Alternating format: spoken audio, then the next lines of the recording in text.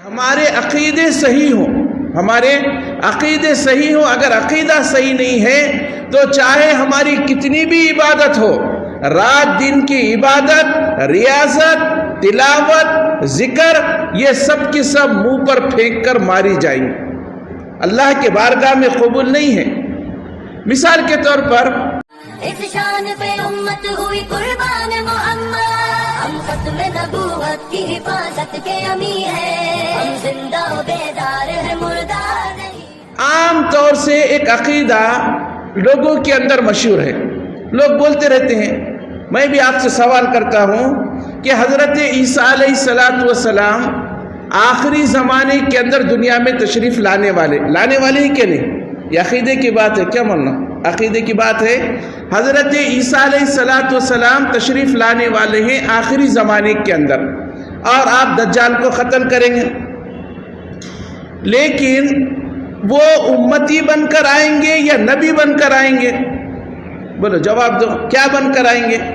عام طور سے جب پوچھا جاتا ہے تو لوگ کہتے ہیں کہ وہ نبی بن کر نہیں، امتی بن کر آئیں گے۔ عام طور سے لوگ یہی کہتے ہیں کہ وہ نبی نہیں رہیں گے، کیا رہیں گے؟ بولو، امتی رہیں گے۔ حالانکہ عقیدوں کی کتاب میں لکھا ہوا ہے، اور میری اور آپ کی ذمہ داری ہے، علماء کی ذمہ داری ہے کہ ہم اپنی امت کو عقیدے بھی سمجھائیں۔ اعمال تو ہم سمجھا رہے ہیں کہ فجر کے بعد یہ عمل کرو، اور ظہر کے بعد وہ کرو، اور عصر کے بعد یہ کرو۔ عقیدے بتانا بھی ضروری ہے۔ بڑے بڑے بیانات کے اندر، اجتماعات کے اندر ہم نے خود سنا کہ لوگ کہتے ہیں کہ وہ امتی نہیں رہیں گے، وہ جو ہے نبی نہیں رہیں گے، امتی رہیں گے۔ حالانکہ عقیدوں کی کتاب میں لکھا ہوا ہے کہ کوئی آدمی یہ سمجھے کہ کسی نبی کی نبوت سلب ہو گئی ہے، ختم ہو گئی ہے، تو ایسا شخص کافر ہے، وہ ایمان والا نہیں ہے، وہ ایمان والا نہیں ہے، وہ نبی ہی رہیں گے، حضرت عیسیٰ علیہ السلام، لیکن اتباع کریں گے اللہ کے نبی صلی اللہ علیہ وسلم کی شریعت کا۔